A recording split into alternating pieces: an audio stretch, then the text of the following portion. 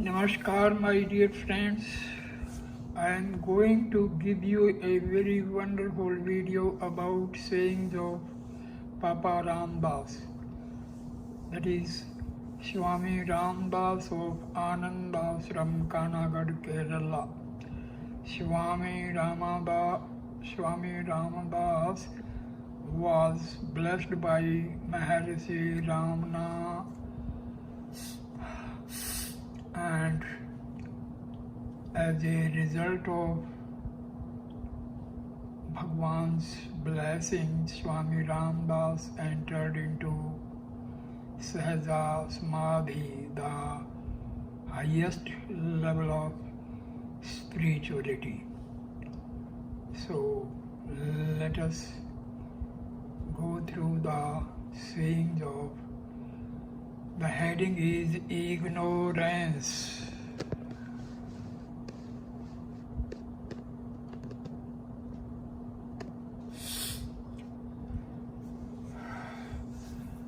Saying number 1. Life involved in and identified with the phenomenal existence becomes a source of misery. Saying number 2. The real does not die and the unreal cannot be eternal. So grief over the death of the perishable is a mark of ignorance. Saying number 3, misery lies not in external circumstances, it resides in the fettered and ignorant mind. Saying number 4, good and evil are merely conceptual, seen through the tinted glass of sheer ignorance. Saying number 5, all events in our life happen as a matter of course, but to look upon them as causing happiness or misery is entirely based upon the attitude of mind. Saying number 6, to believe that merely external forms are real without probing through and beyond them to the reality on whom all rest and subsist is utter ignorance. Saying number 7, man is miserable because he seeks joy and peace in external conditions and objects, which are in their very nature incapable of yielding the perfect state for which the heart of man longs. Saying number 8, the quarrels and strikes between sects, creeds and cults are born of utter ignorance. So, to know and realize God, we have to love all beings and creatures alike, irrespective of any man-made distinctions. Saying number 9, good and evil, sin and virtue are relative terms, mind-made, and therefore due to the individualistic attitude of ignorance. Saying number 10, our actions in themselves are neither virtuous nor sinful, they are simply activities of the divine Shakti. We give them the dual names and suffer through ignorance. Saying number 11, very often we set a false value upon ourselves and think we are great, good and all that. God alone is great and good. Saying number 12, when through the colored glass of ignorance we view the pure workings of the divine will, we behold in them good and evil and consequently become subject to joy and grief. So in all matters, let us submit to the divine dispensation. Saying 13, Maya is mind, the cause of all duality. It is this mind that names actions are good and bad and situations as pleasant and unpleasant, and then experiences the emotions pleasurable and painful.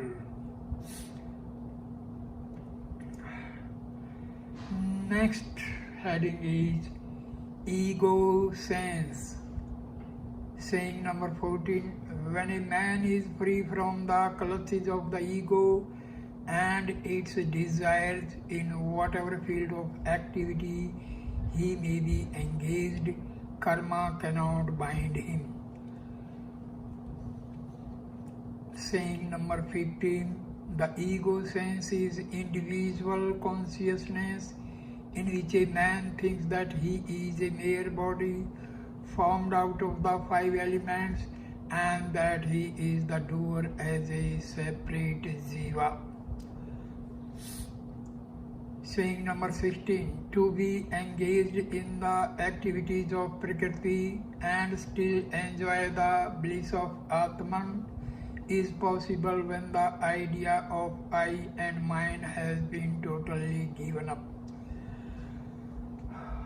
Saying number 17, the only thing that a man has to renounce in order to attain the supreme truth is the individual sense and nothing else. Saying number 18, the ego is an obsession, a shadow, an illusion. All life is one and that one is yourself. Saying number 19, that the ego sense is the cause of man's fall from the supreme state of blessedness, and peace is evident in this wonderful Leela of the Lord.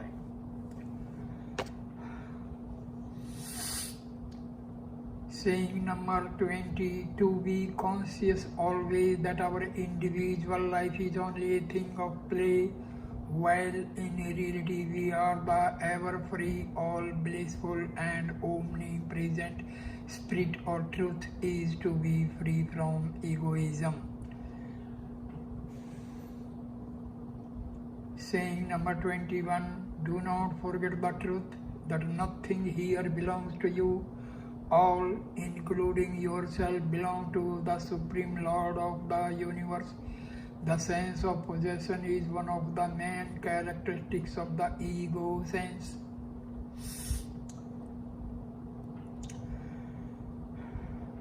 Saying number 22, the individual struggle started and continued from the egoistic standpoint in which God had no part to play, reveals only the weakness and helplessness of the aspirant.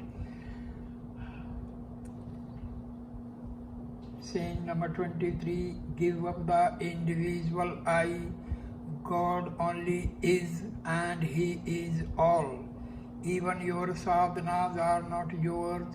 Whatever you do is His act. It is He within and without and everywhere. He is at once the actor and the non-actor. He is all. Saying number 24, the ego or the sense of separation is false. There is only one limitless ocean of joy at once moving and still. There is one light, one power, one consciousness, one existence, one soul reality that is eternal and infinite. Saying number 25, your life and all its activities belong to God. Do not undertake to follow any course prompted by the ego-ridden mind. Saying number 26, truly selfishness is the root of all evil. You see it magnified in others when you yourself have it in full. Saying number 27, to rise above the ego sense, the path of devotion to the Supreme Lord of the universe is the only way. Saying number 28, we can be good and can do good only when we act and live in the exalted state which is bereft of the egoistic notion of doership.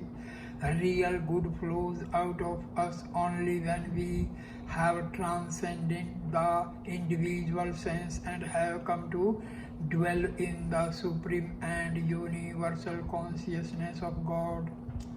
Saying number 29, no change of situation can bring us peace and rest until the ego sense of actorship is swept away.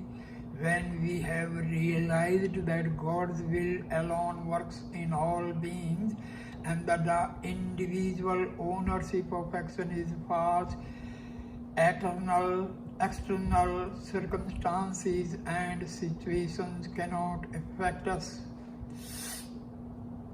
Next, the goal.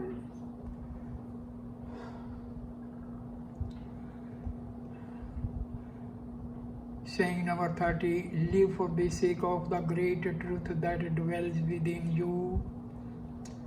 Saying number 31, let your life be guided by the motto, plan living and high thinking. Saying 32, to suffer for the sake of truth or God is a glorious human privilege. Such a suffering brings you nearer to Him. Saying number 33, let love, humility and service be the motto of your life. Saying 34, verily you are all, you include all, and there is none but you. Strive to reach this summit, the supreme height of consummation. All else is utter ignorance. Saying number 35, behold God within you, and then behold Him everywhere as all the manifested worlds. Do not adhere to the lower planes. Don't seek satisfaction there. Soar up into the regions of your transcendent being. Aspire, aspire, aspire until the highest goal is reached. Saying number 36, a fire and liberated life filled with peace within the joy in all its moments, unconditioned and unhampered by any circumstances, the goal of perfection.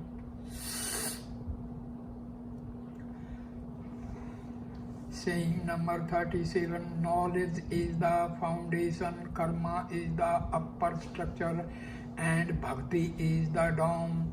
All the three go together to form the perfect and complete mandir of self-realization.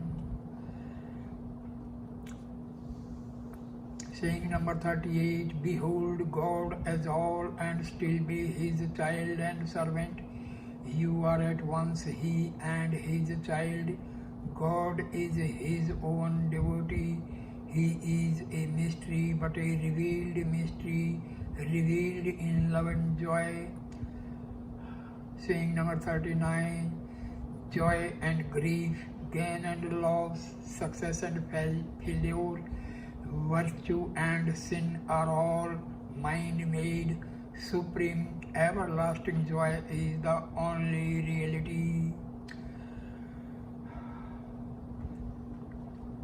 Saying number 40, realize that you are the blissful Atma, and then for you there is a motion in external work but rest in the inner calmness of the spirit. Saying number 41, God is all love and mercy. He is not to be judged by the petty favors He may grant us in relation to this short and transient span of life. The goal is not to prolong life but to realize our immortality. Saying number 42, let us leave it to Him, the one sole Lord of all existences, to use the instrument, our body, as He wills. When we become conscious that He is working it, then we realize that we are free Freedom is not a state to be attained but to be realized. Saying number 43, in the sadhana necessary for the attainment of the goal, the sadhaka must learn to behold God in all his fellow beings and all creatures and all things around him.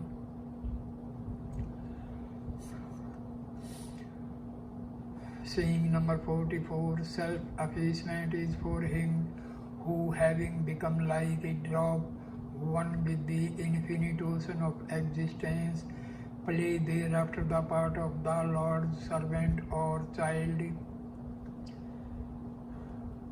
Saying 45, please do not think that we are in this world to weep and weep it away.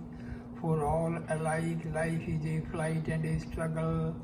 The true hero is he who fights his battles without prejudice or favor and still lives a life of freedom and peace.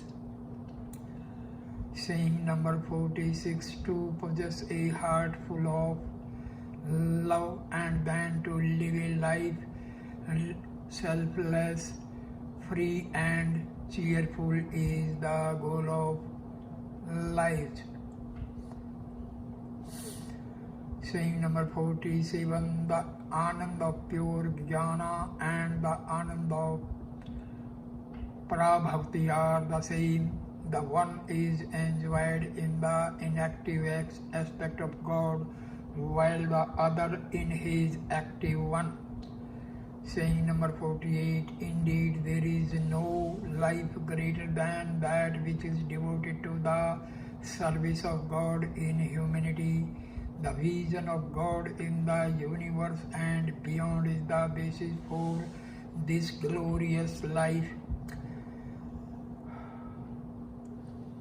Saying number 49, freedom is the goal of life. Restrictions are accepted in order to reach a state of perfect liberation.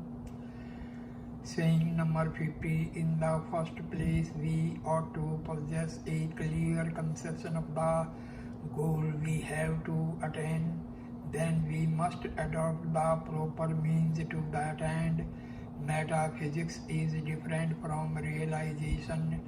Realization is experience. Experience is gained through effort and struggle. Saying number 51, the great objects of life is to crystallize all desires into the one supreme desire for the realization of God.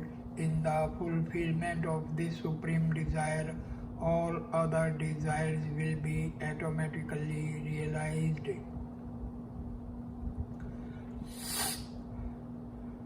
Saying number 52, human life is solely intended for the enjoyment of eternal bliss. If on the other hand a man makes it a hotbed of cares, anxieties, doubts and fears, he would only be wasting a rare and precious gift which God has granted him.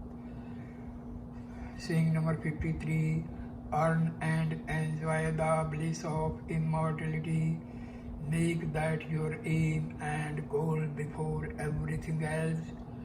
Saying number 54, the end of sadhana is to realize our oneness with the eternal and immutable Atma and perfect all actions in the field of manifestation. Saying 55, loss and gain, honor and dishonor, and praise and blame are things of no importance to the man who has found the joy of selfless activity and the peace of the Atman. So dear friends, I end this video here. Rest of the sayings I will carry on in the next videos. These sayings are very important for the spiritual sadhakas, because each and every saying is carrying a great Advaitic message, bhakti message. So thank you, my dear friends, for watching and listening this wonderful video. Please like, comment and share the video and subscribe the channel. Thanks a lot. Namaskar, my dear friends.